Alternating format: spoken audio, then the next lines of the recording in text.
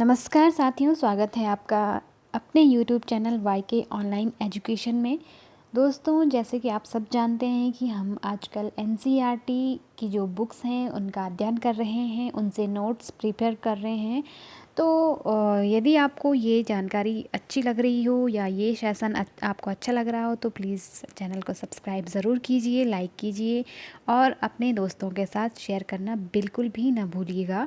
तो चलिए, NCERT की जो सीरीज़ है उसमें आज हमारा पार्ट 3 है, उसको हम देखेंगे। और चलिए शुरू करते हैं आज का ये वीडियो। आज का हमारा टॉपिक है पहला, श्यामा चरण दुबे। तो बहुत ज़्यादा इसमें आपसे नहीं पूछा जाएगा, जो भी आपको पूछा जाएगा, जो मुझे लगेगा कि इम्पॉर्टेंट है उसे मैं आपको हाईलाइट करके बता दूंगी। तो चलिए शुरू करते हैं। सबसे पहले है, श्यामा चरण दुबे का जन्म 1922 में मध्य प्रदेश के बुंदेलखंड क्षेत्र में हुआ था। तो क्योंकि बहुत ज़्यादा फेमस श्यामा चरण दुबे नहीं रहे हैं, तो इसलिए इनके जन्म तिथि से मुझे नहीं लगता कि कोई क्वेश्चन पूछ ले। फिर भी यदि आप ध्यान रखना चाहो तो आप रख सकते हो, ठीक है, उसमें बुराई कुछ नहीं है। उन्होंने नागपुर विश्वविद्यालय से मानव विज्ञान में PhD की। वे भारत के अग्रणी समाज वैज्ञानिक रहे हैं। उनका देहांत सन 1996 में हुआ। चलिए अब आगे जान लेते हैं। बहुत इम्पॉर्टेंट है यहाँ से, क्योंकि हम NCERT की बुक्स पढ़ रहे हैं तो कहीं से भी हमारे क्वेश्चन बन सकते हैं, चाहे वो ग्रुप C की परीक्षाएं हो। आपने देखा होगा सिलेबस, यदि आपके पास हो कोई भी परीक्षा का उत्तराखंड की, तो वहाँ पे आपने सिलेबस में देखा होगा कि उत्तराखंड का या NCERT की बुक्स के बारे में वहाँ पे ज़रूर दिया होगा कि NCERT से आपसे सामान्य क्वेश्चन पूछे जा सकते हैं। तो इसलिए हम इसे अनदेखा नहीं कर सकते हैं, क्योंकि यहाँ से कहीं से भी हमारे प्रश्न बन सकते हैं, ठीक। तो देखो, मानव और संस्कृति, परंपरा और इतिहास बोध बहुत इम्पॉर्टेंट है। इसको बहुत ज़्यादा आप ध्यान रखिएगा कि परंपरा और इतिहास बोध ये पूछ लिया जा सकता है आपसे, ठीक है। संस्कृति तथा शिक्षा, समाज और भविष्य, भारतीय ग्राम, संक्रमण की पीड़ा बहुत इम्पॉर्टेंट है, इसको भी ध्यान रखिएगा। फिर है विकास का समाजशास्त्र, समय और संस्कृति। तो वैसे तो जितने भी हाईलाइटेड हैं आप इनको याद रखिएगा, क्योंकि रचनाएं अक्सर लेखकों की जो रचनाएं होती हैं ना, वहाँ से प्रश्न ज़रूर पूछ लिए जाते हैं, ठीक। हिंदी में उनकी प्रमुख पुस्तकें हैं, ये इनकी पुस्तकें हैं और आपको ये ध्यान रखना है, ठीक। फिर है, प्रोफेसर दुबे ने विभिन्न विश्वविद्यालयों में अध्यापन किया तथा अनेक संस्थानों में प्रमुख पदों पर रहे। जीवन, समाज और संस्कृति के ज्वलंत विषयों पर उनके विश्लेषण एवं स्थापनाएं उल्लेखनीय हैं। भारत की जनजातियों और ग्रामीण समुदायों पर केंद्रित उनके लेखों ने वृहद समुदाय का ध्यान आकर्षित किया है।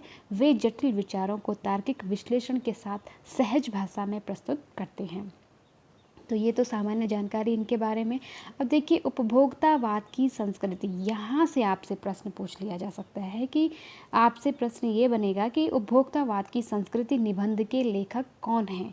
तो ये आपको ध्यान रखना, क्योंकि हमारे जो क्लास 9th है उसमें ये मुख्य इसमें चैप्टर दिया हुआ है, इनके नाम से पाठ है।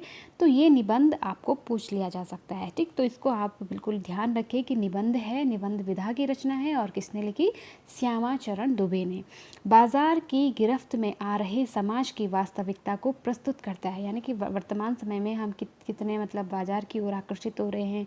नए नए विज्ञापनों को देखते हुए जो विज्ञापन हमने देखा हम उसी की ओर आकर्षित हो जाते हैं।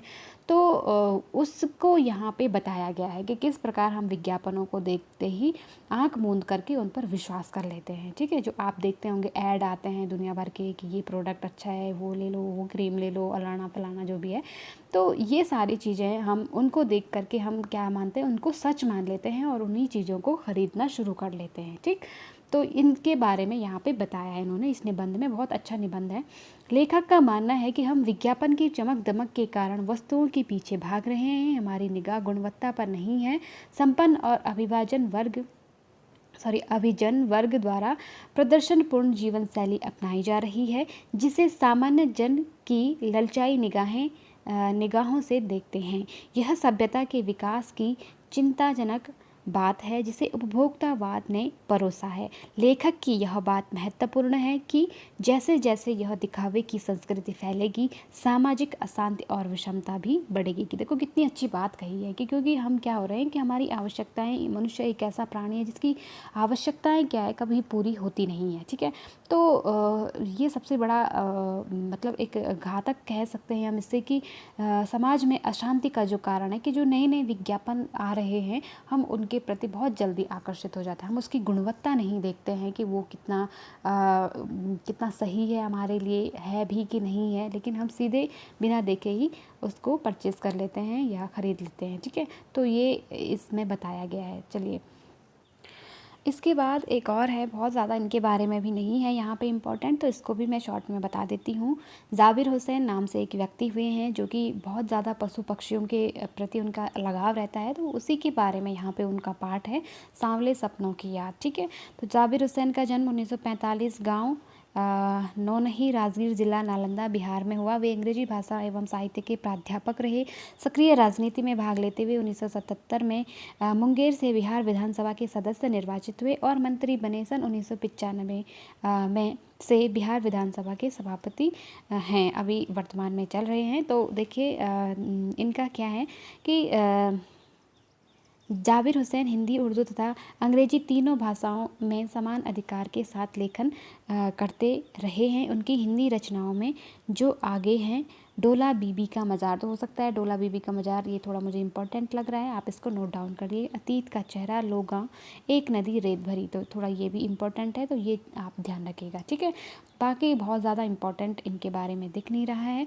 और यहाँ पे जो पार्ट इस किताब में दिया हुआ है वो है सांवले सपनों की याद, तो ये आपको ध्यान रखना है। ठीक है, तो ये लेख इन्होंने लिखा था प्रसिद्ध पक्षी विज्ञानी जो थे सालिम अली, तो उनकी मृत्यु के तुरंत बाद डायरी शैली में लिखा ये संस्मरण है। ये भी आपको ध्यान रखना है कि कौन सी शैली में लिखा गया है, डायरी शैली में लिखा गया संस्मरण है। ठीक है, तो ये आपको ध्यान रखना है। बाकी बहुत ज़्यादा इम्पोर्टेंट नहीं था, इसलिए मैंने 2 पार्ट एक साथ ले लिए।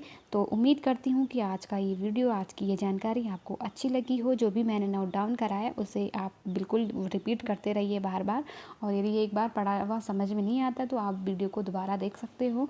और यदि अच्छा लगे तो प्लीज़ लाइक करना बिल्कुल भी ना भूलिए, शेयर कीजिए, सब्सक्राइब कीजिए, कमेंट सेक्शन में लिखिए कि आपको कौन सा अगला चैप्टर पढ़ना है, कहाँ पे आपको दिक्कत आती है, कैसा आपको लगता है।